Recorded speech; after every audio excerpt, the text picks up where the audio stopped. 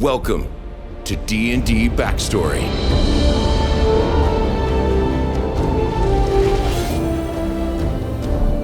This is the origin of Gyn Lymeric, the halfling lore bard.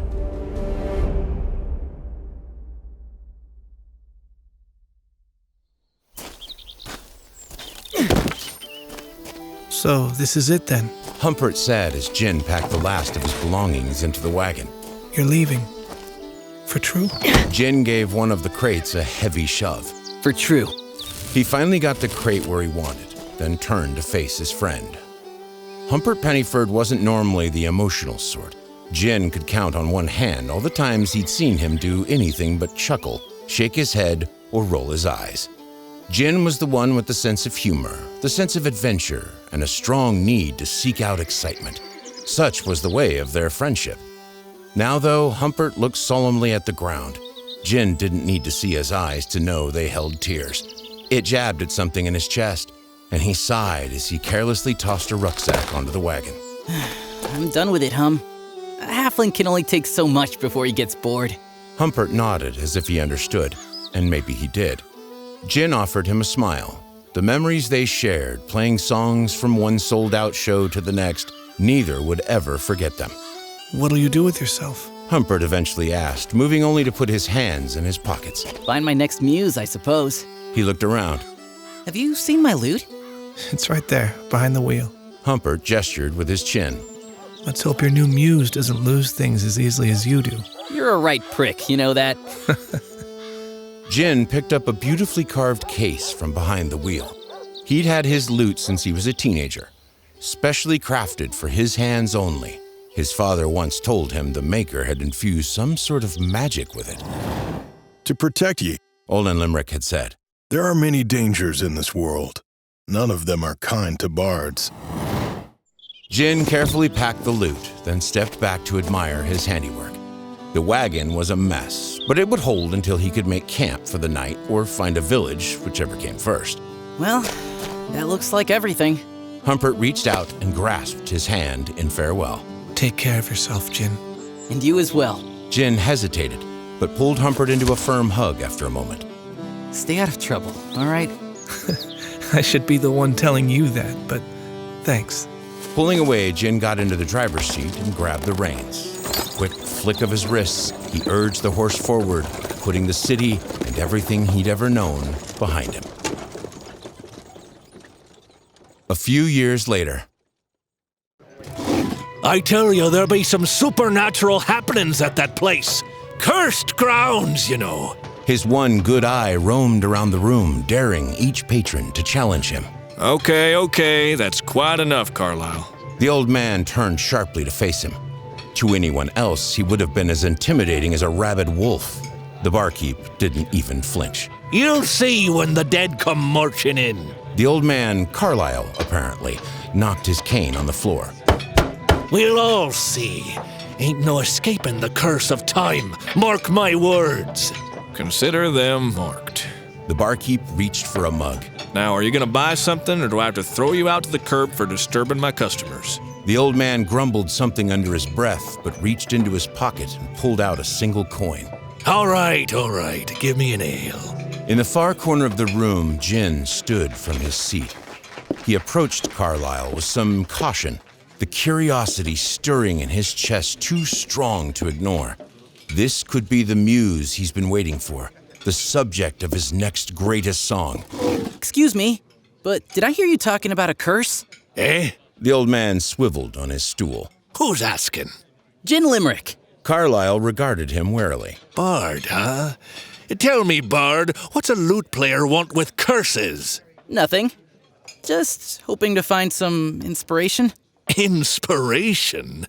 Well, boy, you'll find that and more at Soldier's Plummet. Gyn leaned forward eagerly. What's at Soldier's Plummet? Hard to say for sure. Carlisle spat on the ground. Some folks say nothing. Some folks say everything. Me, there's only one thing that comes out of those old battlegrounds, I say. Ghosts. Soldier's Plummet got its name from Captain Simpson Flint, whose execution ended the War of 8 Regions. Opposing forces cornered Flint on the bluffs above the battleground, forcing him to jump to his death. His army, lost without their commander, soon surrendered. Gyn walked the field beneath the bluffs. Wildflowers grew alongside the long grass, swaying peacefully in the wind, and the whole area gave off a sense of tranquility. He frowned. From what Carlyle had said, the place should have felt foreboding and horrible, not the opposite. The old man probably just wanted a free drink, Gyn thought bitterly as he remembered the coin he'd spent, swindled like a fool. I sense a darkness in my resting place. A voice said from somewhere behind him. He who hasn't a home, a wanderer. The sky overhead was darkening. Gyn pulled his cloak closer to his body. Wanderers are not welcome here. We have far too many lost souls. Wind that had only been minor before now howled, angry and desperate. Gyn didn't dare turn around. Something told him not to. Is this intelligence, or perhaps ignorance? How to tell? Gyn shivered against the wind. Leave, Bard. The voice was right in his ear now. Or was it in front of him? He turns frantically in place, searching for the path to escape down, but the wind is intensifying, obscuring his vision with a cloud of dust and debris. Too late, Bard. The laughter grows louder and louder, surrounding him. The spirits were right, Gyn realized. Whatever was going to happen here, it was too late to depart. He had sought this out, and he was going to be party to the consequences. He stops his panicked turning about and takes a calming breath, facing out into the maelstrom surrounding him. Must get pretty lonely up here, doesn't it? I'd go bored right out of my mind if I was stuck in the same place for centuries. Yes, sir. Probably resort to all sorts of nasty tricks if I were in your place. So, how about I make you an offer? I'll give you something new for your bag of spooks, and you drop this breeze and send me on my way. The wind does not calm, but it ceases to intensify. The laughter slows and tapers off expectantly. Gyn Lymeric takes one more deep breath and, with a hand that shakes only slightly, pulls the lute from his back, praying that whatever homespun magic it contained would be with him now. He hums to himself briefly, and then begins to pick out a slow, haunting melody. A darkness in the resting place, a haunting voice without a face. Wanderers beware, old Flint summit, and the ghost of soldiers plummet. As he finishes his song, the last notes are almost held aloft by the wind, echoing faintly over the fields. For a split second, there's a rush and roar as the wind threatens to blow him off his feet, and then it dies down, suddenly and completely. Gyn carefully tucks his lute back into its case, tips a shaky salute out over the plains, and begins a brisk walk back towards town. About an hour later, the halfling bard is sitting with his back to a tree, breathing heavily and waiting for the sun to chase the chill from his bones. Looking up into the sky, he begins to laugh heartily, letting the terror of his experience wash over him. Sure, the ghost had startled him, but when had he ever felt so alive? All of his doubts about his current path seemed to have left him. Gyn Lymeric has found his new lot in life. It shall be his to explore the places where few dare to tread, to explore the magics and the wilds and haunts of this world.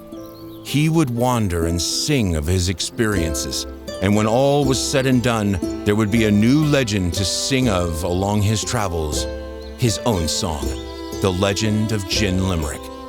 He gathers up his belongings and begins to trek back to town, eagerly anticipating where next he might wander. He hums his new tune into the wind and smiles when, ever so faintly, the wind whispers it back.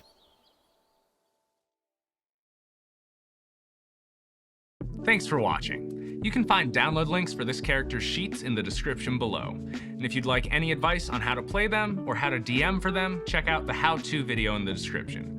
We've also got a Patreon where you can gain access to other fun D&D backstory content in the description. To find all of our other characters and how-to videos, head over to the channel by clicking the D&D backstory below.